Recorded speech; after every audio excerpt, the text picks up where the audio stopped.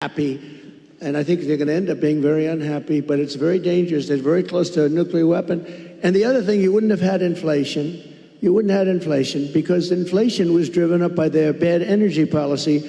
And you remember your gasoline started going up to $5 and $6 a gallon. And then what happened is they said, oh, we're going to get killed. We have an election. We're going to get killed. And they went back to my policy. So they went back to the same. What they don't, and they say, we produce the same amount as Trump. Well, they went right back to my policy, or you would have had $25 a gallon gasoline.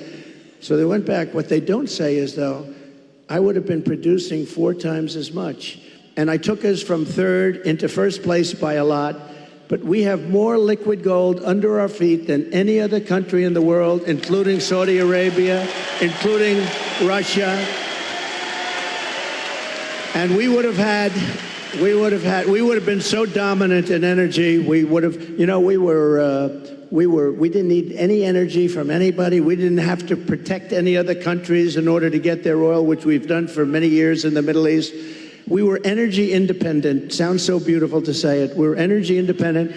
We were soon going to be energy dominant, and we would have been now having so much money coming out of the energy. We just have the best. We have Bagram in Alaska. They say it might be as bigger than all of Saudi Arabia. I got it approved. Ronald Reagan couldn't do it. Nobody could do it. I got it done. In their first week, they terminated it. Check that one out. Bagram. Check that one out. Think about this. Between Bagram, you go to Anwar, you take a look at the kind of things that we've given up. We should have that air base. We should have that oil. We would have had a whole different country.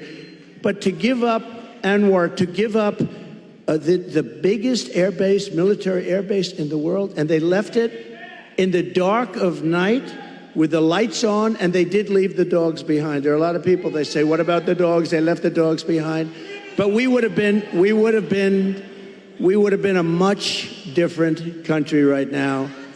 But we're going to get it back, and I promise you we're going to get it back with guys like this and people like that.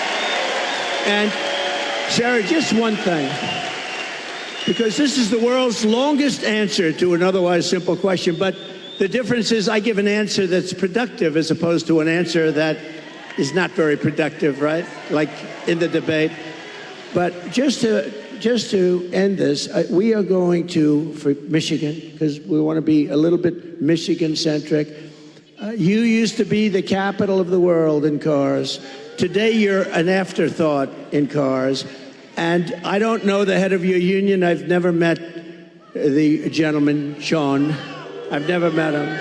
But what he's done to your union and what he's done by agreeing to allow this country to say we're going all electric, which at some point they're going to end up taking back that mandate because that mandate is insane.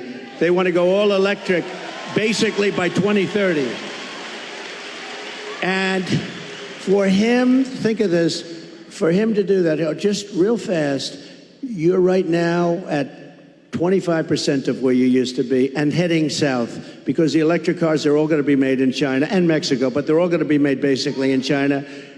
We are going to bring so many auto plants into our country. You're going to be as big or bigger than you were 50 years ago because they won't be able, if they're not willing to build a plant, we don't want their product. And that's enough. That's all I want to say.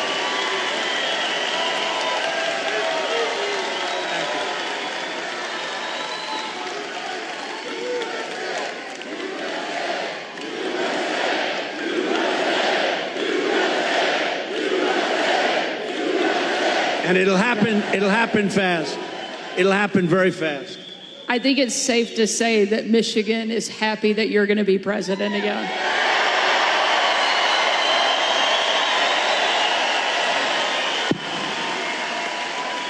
And Mr. President, we don't mind that you give long answers because you have something to say, because you actually got something done for president. You know, it's a very interesting, because she said, I don't think I've ever said this before. So we do these rallies, they're massive rallies. Everybody stays till the end, by the way. You know, when she said that, Well, your rallies, people leave. Honestly, nobody does. And if I saw them leaving, I'd say, and ladies and gentlemen, make America great again, and I'd get the hell out, okay? Because I don't want people leaving. But I do have to say, so I give these long, sometimes very complex sentences and paragraphs, but they all come together. I do it a lot. I do it with Raising Cane, that story. I do it with the story on the catapults on the aircraft carriers. I do it with a lot of different stories. When I mention Dr. Hannibal Lecter, I'm using that as an example of people that are coming in from Silence of the Lambs. I use it. They say, it's terrible. So they say, so I'll give this long, complex area. For instance, that I talked about a lot of different territory. The bottom line is, I said the most important thing. We're going to bring more plants into your state and this country to make automobiles. We're going to be bigger than before. But the fake news, there's a lot of them back there. You know, for a town hall, there's a lot of people. But the fake news likes to say, oh, he was rambling. No, that's not rambling. That's genius when you can connect the dots. You got to... No. Sarah. Couldn't connect the dots? You got a problem. But every dot was connected, and many stories were told in that little paragraph. But there is something, but they say that. The other thing I say is this. We had 107,000 people show up in New Jersey. We had 68,000 people show up in Alabama. We had 79 or 81,000 in South Carolina. And they've never said I'm a great speaker. And I said, am I a great speaker? They say, oh, no, he rambles. What the hell are all you people showing up for if I ramble? You don't want to show up for a rambler. So anyway, thank you very much.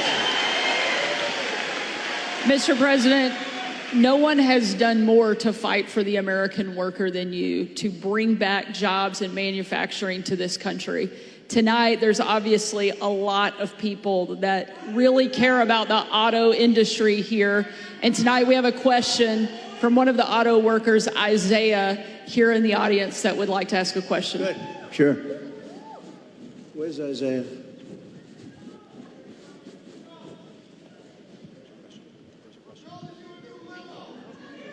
Thank you. Thank you very much. Thank you. We'll build a brand new beast. We're going to build a beast right here. Thank you. Thank you very much. Thank you. Thank you. Yes, sir. Thank you, Mr. President, for having us here tonight. I just want to let you know that I've attended one of your rallies. I did not leave early, and I did not fall asleep. Just want to let you know that, sir. I did not do it. I did not do it. I didn't see anybody else doing it either, sir. My name is Isaiah. I'm a third-generation UAW worker, working hard to build trucks here in America. Yes, yes. Get ready. You're going to be doing plenty of it. Thank you, sir. Thank you, sir. I work for Ford, and you actually came and visited the plant that I work at. That's right. You did. And my question to you, sir, is what do you see as the major threats to the future of Michigan manufacturing, auto working jobs, and what will you do to eliminate those threats, sir? Okay, so I'll get into another little bit of a long answer, because when you say major threat, to me we have one really major threat that's called nuclear weapons.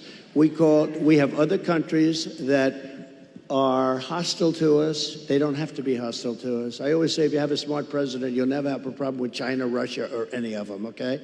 I got along great with Putin. I got along great with President Xi. I got along great with Kim Jong-un of North Korea. Everybody said, oh, you can't get along with him. He liked me. I got along great with him, and he has a lot of nuclear force. But you essentially have 5 countries, and you're going to have more. Whether you like it or not, you're going to have more. It's the single biggest threat to the world, not only Michigan, to the world. And you're not going to care so much about making cars if that stuff starts happening. And we have people that are not good at negotiation. The war should have never happened. President Biden, I want to be nice. He was so nice to me yesterday, but, you know, in one way, I sort of wish the call wasn't made, because I do feel he's so nice. I'm so sorry about what happened and all that, but I have to lay it out. We have very important, and the same with Kamala today. She could not have been nicer. But the fact is, we have to have people that are respected by the opponent, by the other side, by other countries that have this